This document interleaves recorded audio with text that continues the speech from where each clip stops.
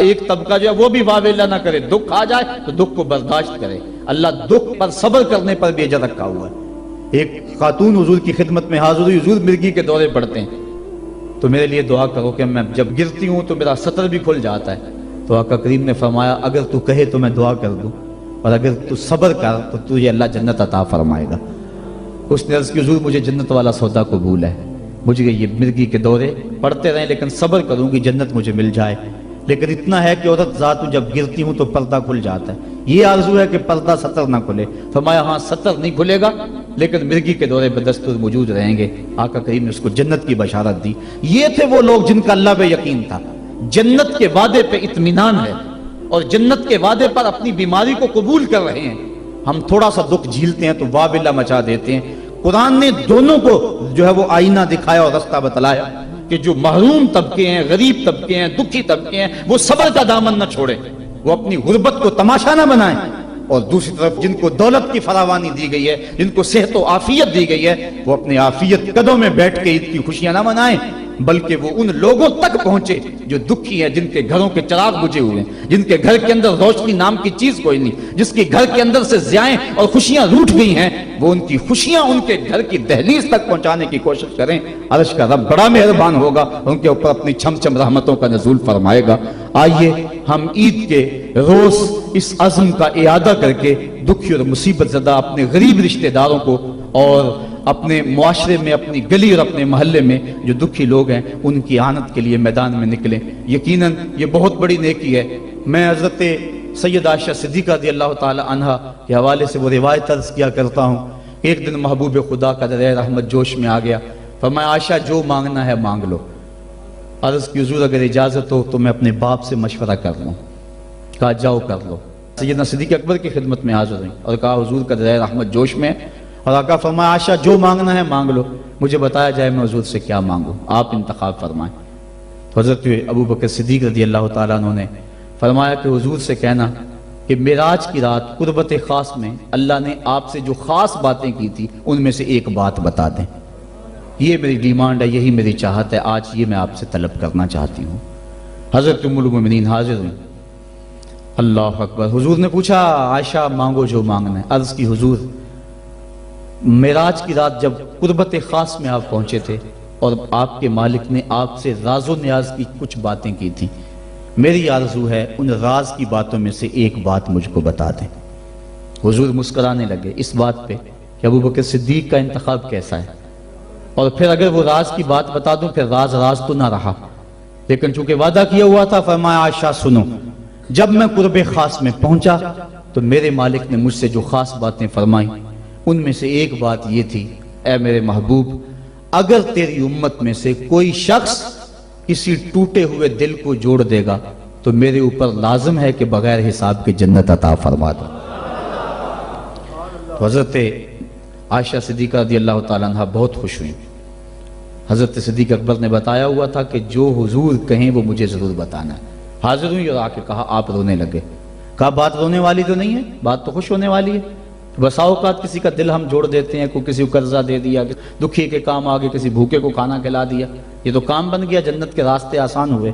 کہا میں اس کو دوسرے پہلو سے دیکھ رہا ہوں، تصویر کا دوسرا رخ دیکھ رہا ہوں، میں اس کو ذرا معکوس دیکھ رہا ہوں۔ اگر کوئی کسی کا ٹوٹا ہوا دل جوڑ دے تو بغیر حساب کے اللہ کے اوپر واجب ہے کہ وہ جنت میں بھیجے گا، تو اگر کوئی کسی کا دل توڑ بیٹھے تو ہم دیکھیں کہ ہم اپنے عمل سے، اپنے رویے سے کسی کا دل تو نہیں توڑتے۔ ہم عید کی نمائش اس انداز سے تو نہیں کرتے کہ غریب کو اس کا دکھ زیادہ لگنے لگ جاتا ہے۔ وہ کسی مفکر نے کہا تھا نا کہ آپ اپنی آسائش نہ چھوڑیں، نمائش چھوڑ دیں تو غریبوں کے دکھ ختم ہو جائیں، لیکن ہم نے کبھی اس نقطہ نظر سے نہیں سوچا۔ آئیے ہم معاشرے کی اس اونچ نیچ کو ختم کرنے کے لیے عملی طور پہ کوشش کریں۔ یہ ایک اہم پیغام تھا، میں آپ تک پہنچانا چاہتا تھا۔ اس پیغام کو لے لیں، پلے باندھ لیں اور اس کو گلی گلی پہنچانے کی کوشش کریں اور معاشرے کے دکھ بانٹیں، یہی بہت بڑی نیکی ہے۔ اللہ مجھے آپ کو توفیق عمل عطا فرمائے کہ ہم اللہ کے بتائے ہوئے دین کے مطابق اور قرآن کے بتائے ہوئے رستے کے مطابق زندگی گزاریں۔ ایک دیہاتی آیا، اس نے کہا حضور میں آپ کو اللہ کا رسول تب مانوں گا کہ یہ سامنے کھجوروں کا پکا ہوا خوشہ آپ کی گواہی دے۔ فرمایا تب تو مان جائے گا؟ اس نے کہا انکار کی گنجائش ہی نہیں. تو حضور نے اشارہ کیا تو وہ کھجور کا پکا ہوا خوشہ ٹوٹ کے حضور کے قدموں میں آ گیا. تو اس کے لبوں پہ کلمہ جاری ہو گیا. اب وہ ٹوٹی ہوئی کھجوریں جو معجزے سے حضور نے توڑی تھیں اس صحابی کی جھولی میں ڈال دیتے یا صحابہ کو بانٹ دیتے. وہ فخر کرتے ہم نے حضور کے ہاتھوں سے یوں توڑی ہوئی کھجوریں کھائی ہیں. یہ بڑی بات ہوتی، اعزاز ہوتا. لیکن حضور جانتے تھے قرب قیامت میں کمانوں سے نکلے ہوئے تیروں کے رخ موڑ دیے جائیں گے.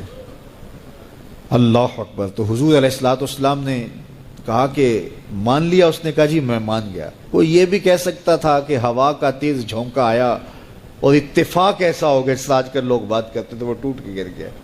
تو حضور نے اس کھجور کے گچھے سے مخاطب ہو کے کہا تجھے جس کام کے لیے بلایا تھا وہ ہو گیا، اب واپس جا کے جڑ بھی جا.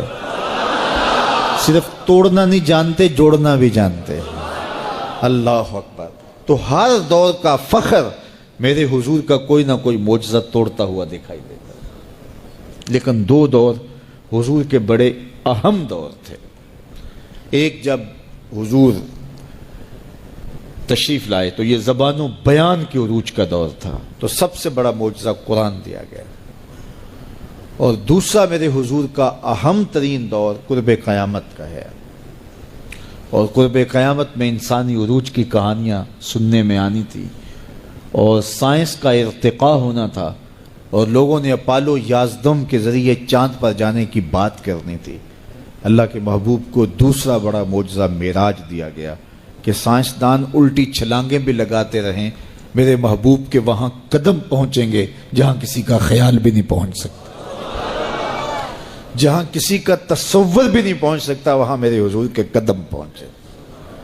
باقی رہی بات چاند پہ جانے کی، تو لوگ چاند پہ جا کے فخر کرتے ہیں، میرے حضور تو چاند کو قدموں میں بلا کر بھی فخر نہیں کرتے. چاند پر پہنچ جانا حقیقت صحیح، چاند قدموں میں لانا بڑی بات ہے. اور دوسری بات، لوگ چاند پہ گئے تو انسانیت کے لیے کیا لائے؟ وہ کہتے تھوڑی سی مٹی اٹھا لائے تھے، یہ چاند کی مٹی ہے. تو زمین پہ مٹی پہلے تھوڑی تھی کہ اور آگے خاک ڈال دی چاند کی. آج چاند پہ گئے بھی تو انسانیت کے لیے کیا لائے؟ اور حضور گئے تو امت کی بخشش کا مجدہ جاں فضا لے کے آئے. حضور گئے تو بندگی کا شعور امت کے لیے لائے اور لوگوں کو بتایا کہ اس کی حضور بندگی کرو، پیشانی سجدے میں رکھو گے، الصلاۃ معراج المومنین، تمہارا نماز کے لیے جھک جانا تمہارا معراج کہلائے گا، تمہارا عروج اور بانک پن کہلائے گا. تو ہر دور کا کوئی نہ کوئی بانک پن ہوتا ہے. تو قرب قیامت میں سائنسی ارتقاء کی کہانیاں ہم نے دیکھنی تھی، لوگوں نے چاند پہ جانے کی باتیں کرنی تھی، مریخ کے سفر کی تیاریاں ہونی تھی. تو اللہ تعالیٰ نے اپنے محبوب کو دوسرا بڑا معجزہ معراج دیا کہ سائنسدان الٹی چھلانگیں بھی لگائیں لیکن وہاں ان کا تخیل بھی نہیں پہنچ سکتا جہاں محمد عربی کے قدم پہنچ گئے.